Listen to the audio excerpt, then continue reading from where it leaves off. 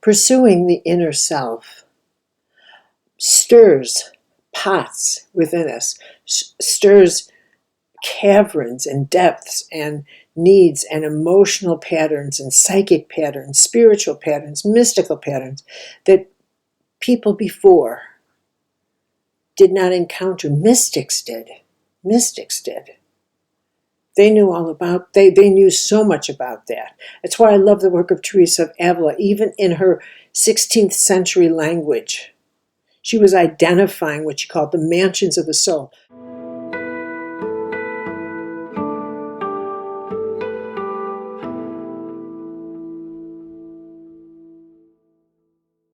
Hi everybody. Time for this week's archetype video, and this week I'm doing the Hermit.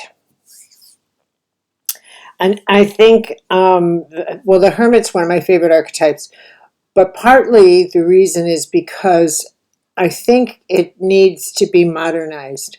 I think it needs to be brought into our common parlance because people associate, I think, the Hermit with a reputation from centuries ago that is no longer adequate for what the Hermit really represents in the contemporary psyche. So, going back, the Hermit earned its reputation as someone who would seek out residence in the forest or a cave to get away, and oftentimes to do spiritual meditation, or like the Desert Fathers from 300 AD, 400 AD, to leave the world and retreat into one's spirit, to seek a hermitage, which is something I'm going to speak about. And of course, as time went on, there were the monastic communities developed, and that became the hermitage of people who went to leave society and devote their lives to a spiritual path. And so hermits, even among the monastics, would seek out space to be within themselves. So the hermit was someone who sought a path for spiritual reasons, and that was, or for personal reasons of creativity. Oftentimes the hermit is associated with someone who sought an individual path because there was an element of the sage in the person, the wise person, who couldn't live among ordinary mortals and had to, find a way to incubate wisdom. So there's stories about people like that. People like Henry David Thoreau, for example, who went and lived on Walden Pond, and so he could produce his masterpiece, Walden Pond. But he doesn't say that he would sneak into the village for his beer. But the point is that he sought solitude. So the hermit is associated with the need to seek solitude. One of the more renowned hermits of our time is Emily Dickinson, who really, had a life where she sought hermitage and lived it from the time she was about 20 years old in Amherst, Massachusetts. And her life really is so fascinating. And I find her poetry to be mystically so profound, so outrageous, so unbelievable that she could live in this little home in Amherst, Massachusetts, where her sister-in-law and brother took care of her. And from her room, this small room, write this poetry about the world, about nature, about love, about just where she would send her imagination on to go and do work for her, where her body couldn't go, but she sent her imagination. And in order to live in this incredibly delicate space, she couldn't bear contact with the physical world. And in fact, she only wore white because it was that was what she could tolerate. She could tolerate only white. I mean, the stories of how delicate she became as her soul was so enlarged. It was as if she vibrationally kept expanding beyond the field of what she could tolerate in the physical world, in contact with it. So she had to have that hermitage and the loving protection of her family, who at the time didn't even realize they were dealing with the greatest poet America would ever have. Poetess, actually. And a poet. Well, I don't even know what political correctness is anymore, so you'll have to excuse me. I don't even know. I thought I turned this off. What political correctness is, so whatever. But I love Emily Dickinson, and she's a perfect example of someone who desperately needed a hermitage. You know, at one point in her life, she actually couldn't take light, and she had to stay in a dark room for 3 years. For 3 years. I mean, honestly, I think if I could, you know how you play that game, well, if you could meet 3 people, blah, blah, blah, blah, she would be one of the people I would want to meet. And I'm sure it would be a massive disappointment. I'm sure what would happen is I would meet this quiet, humble woman who wouldn't say a thing to me. And I would be like, Emily Dickinson. And I would lose myself in front of her, because this is the kind of person that this is the genius in front of which I go, I can't even speak. That's the genius that I can't even maneuver words in front of. And I'm sure she would just sit there. And then I would think, I chose that as one of my 3 people. Well, at any rate, the hermitage required for Emily Dickinson. And then there's Thomas Merton, who I'm sure many of you know, but if you don't, Thomas was a Trappist priest, and he lived in Gethsemane, Kentucky. And he died, I think, in the late 60s. There are those who believe he was murdered by the CIA. I don't know what to say about that, but my dear friend Jim Finley, who was, Thomas Merton was his spiritual director when he was in that monastery, he believes he was murdered by the CIA.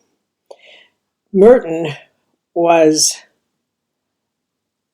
a cloister, and that's what this Trappist monastery is cloistered. Now, Francis of Assisi said the whole world is a cloister monastery, which I think is one of his greatest teachings. But Merton, even within the life of a Trappist cloistered priest, sought a hermitage away from his monastery. So there's a small little hut that he lived in, and when he requested hermitage, which is what it's called, the abbot was so incensed, because he was intimidated by Merton's brilliance. He was so incensed that he agreed to it, but he wouldn't let windows be put in. And so, I mean, Kentucky gets snow in that winter. I mean, it's not pleasant. But Merton looked at that as all part of what he had made a commitment to. And so it was from there that Merton lived his life in silence and in contemplation, which is what we're going to discuss as part of what it is to be a hermit. Gandhi sought time every day, 2.5 hours every day, and you see pictures of Gandhi weaving. And that was his time in his hermitage, to recharge himself, to reboot, to recharge. Now, it's been my experience that when people talk about being a hermit, they do it because they say, I need my own space. I need my own space.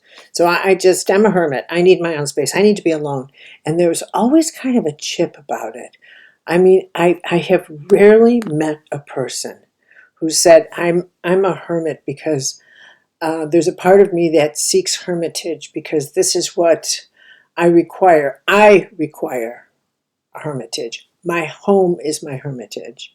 It is where I live, where I work, where I replenish myself.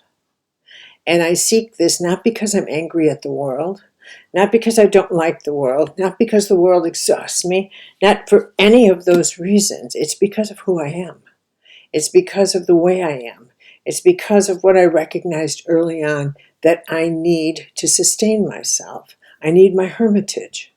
And so it's filled with my books, and it's filled with my dog.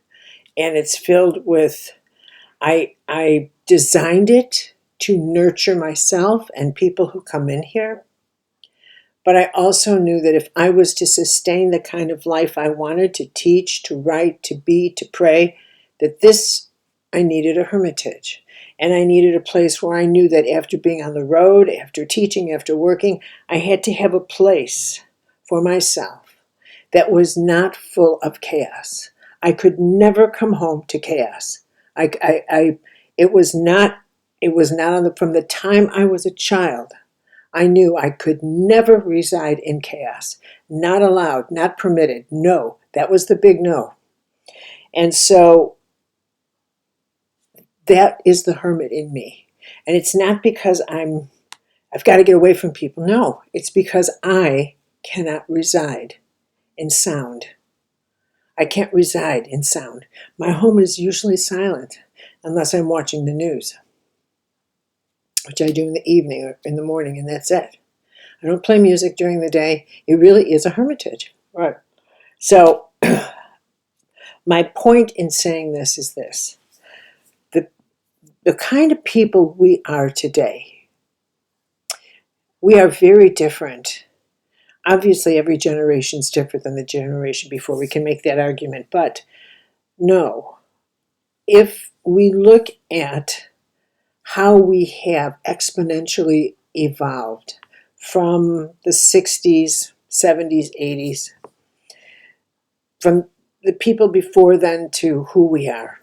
We are people that have clearly, decidedly, deliberately, consciously focused on our inner space, on our inner self, on self-empowerment, on self-development, on self-care, on healing. The operative word is self.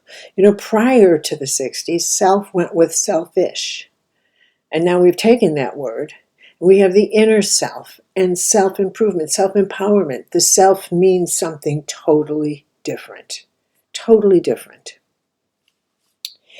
And so as we pursue inner space as a kind of new frontier, inner and outer space are really the two new frontiers, the micro and the macro. Pursuing the inner self stirs pots within us, stirs caverns and depths and needs and emotional patterns and psychic patterns, spiritual patterns, mystical patterns that people before did not encounter. Mystics did. Mystics did. They knew all about, they knew so much about that. That's why I love the work of Teresa of Avila, even in her 16th century language. She was identifying what she called the mansions of the soul, but she knew there was a trek inside of the human being. That once you start unfolding, Buddha knew this. This is what our eternal self looks like. That hasn't changed.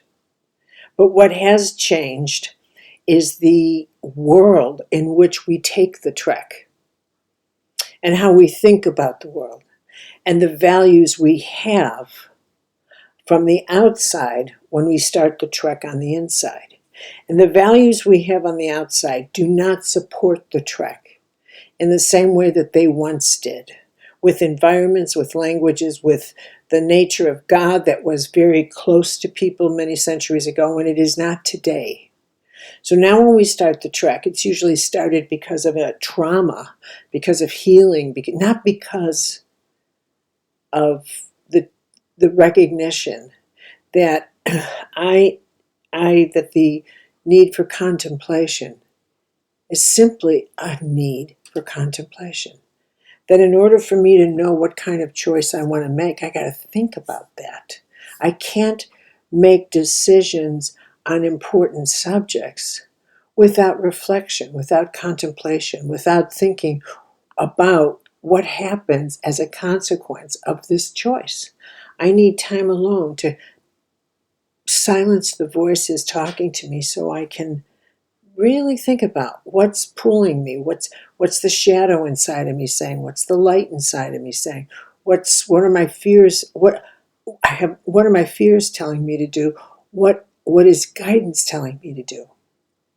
This is the kind of dialogue that you have to remove yourself from ordinary space in order to pursue this type of truly in-depth inner dialogue, rich dialogue with yourself.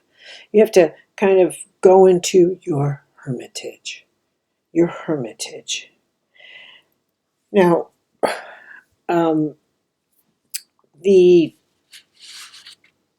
my experience is that the way people phrase it today in modernity, in common parlance, is I need my own space.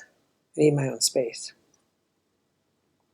And I really am surprised at how oftentimes that's said to me with a kind of hostility, with a kind of defensiveness, like, I need my own space, I have to tell you. This kind of thing. As if it can't be said with the same kind of confidence or self-awareness as saying, I'd have to tell you, I need eye drops, okay? So I don't have to say, I need eye drops and push you away. I mean, there's ways of saying what we need that do not have to come through having to explain to other people why we need what we do, or having to get angry at other people in order for that need to come forward to express itself to it. How many times someone will say, I got to get out of here. I just need my own space. I just got to get away from these people. I need my own space. I have to get away, away, away. So by the time someone recognizes that they, quote, need their own space, they've become exhausted, or that what they do is they need to find someone to blame or find someone to target as the culprit that gives them permission to say, I get to break out of my tribal system to claim time for myself. There's a I don't know what to call this, social construct, I don't know. Now I hear people talk about when they are, picking out homes, they need a, quote, man cave for their partner or their husband or their boys, a man cave, which is to say they need their own space to get away. What's this man cave thing? What's a woman cave called? I don't know. But it's a way of saying, this is my hermitage. This is my hermitage, and you're out of it. Why can't they just say, I need a hermitage in the house? Why can't you just say, this is my hermitage, and I want to be there when I need time to reflect and when I need time to recharge? This is where I'm going. I don't need to get angry at you to walk in there. I simply need to say, this is my time, and I'm just going to kick back. And I need to just recharge. I don't need to be broken. I don't need to be angry. I don't need to be exhausted. I don't need to be any of those things. What I realize is that I do need self-care. I need to reflect on how's the day going. And sometimes the day's going great. Sometimes it's the best day of your life. And you still need to reflect on that. Like, what does a best day feel like? This feels like I'm floating in grace. What does a best day feel like? Even that is worthy of you withdrawing and saying, I actually need to absorb the grace of what it feels like when everything is in harmony, when everything is just I really need, just leave me alone for a minute. I really need to absorb this so that I know things really do work in harmony. I need a moment to be grateful for this. You seek out your hermitage because this is now part of the human need. Now, I don't think everybody is a hermit. Like I'm doing a workshop, an online workshop now on really if archetypes could talk. And I'm having a blast with that. And this next Tuesday night, I start on sacred contracts, which is part of this. And that's identifying your personal archetypal patterns. And I bring that up because I want to say that not everybody has each archetype that I'm talking about. Obviously, it's not possible. But we can have visitations. We can have times in our lives when certain archetypal patterns join in because that's what's required. Like we may go through a trauma or a time when we want to isolate because we want to retreat, I should say. I don't want to say isolate. We want to retreat because something has happened that requires that we really remove ourselves from the mainstream of our life. Maybe a trauma, maybe really difficult news, maybe an illness, maybe something. So we retreat. And retreat is a part of seeking out a hermitage. But you don't live there. Not everybody is like an Emily Dickinson or a Thoreau or a Gandhi or an artist that really requires a hermitage, or someone like me who really thrives in a hermitage. Not everybody wants to live it full time and realizes that if I'm out of this, I am not in a hermitage because I'm antisocial, not at all. But it allows me to be more social. That's the last thing I am, is antisocial. It is my comfort zone. The shadow side of the hermit is that it is associated with someone who could be antisocial. And in the extreme, it's the isolate or the antisocial person who decides to go live up in the hills. When I used to live in New Hampshire, I spent 10 years in New Hampshire. And New England was at the time, I don't know if it is anymore, but it was at the time, littered with many veterans from Vietnam who were shell-shocked, who really were traumatized from the Vietnam War. And they sought refuge, they sought hermitage in the backwoods of New Hampshire, Maine, and Vermont. And they wanted to live alone, and they really wanted to live away from the maddening world, so to speak. And that is an expression of, and I don't know how many of those people were hermits by nature, or in fact were so traumatized that healing drew them to that, which can happen. And then I look at someone like who just passed away, the Unabomber, Ted Kaczynski, I think his name was Kaczynski. And he chose the hermitage way up in Montana.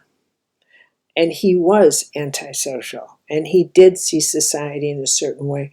But if you read any of the commentaries about his philosophical position, he saw the world from a vast viewpoint. He had a genius that was simply unmanageable for the way he thought society should be. I didn't say that correctly. He had a genius about, he saw people harming society, and I guess that struck a rage. I'm not in a position to examine his psyche in-depthly, but his way of living was then to really remove himself and genuinely almost live like a desert father. I mean, he didn't even have water. He lived on rabbits. He created a kind of he lived on what he could find and eat, and he became kind of a pantheist, and what just a rare mind that became violent in his way of dealing with the world that he created behind his eye. That's the negative side of the hermit isolate, the person angry at society who decides society is so horrible that it, instead of using your life to step forward and do something to help it, you retreat and you decide to harm it, either by not participating or by doing destructive things. But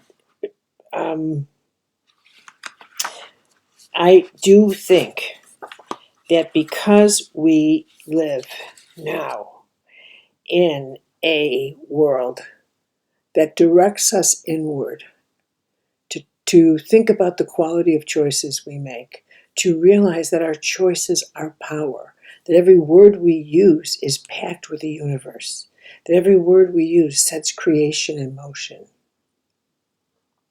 that we are being called inward to become more and more reflective and aware of the power that exists behind our eyes. And because of that, we are going to find that each of us needs to create a hermitage in some way in our life.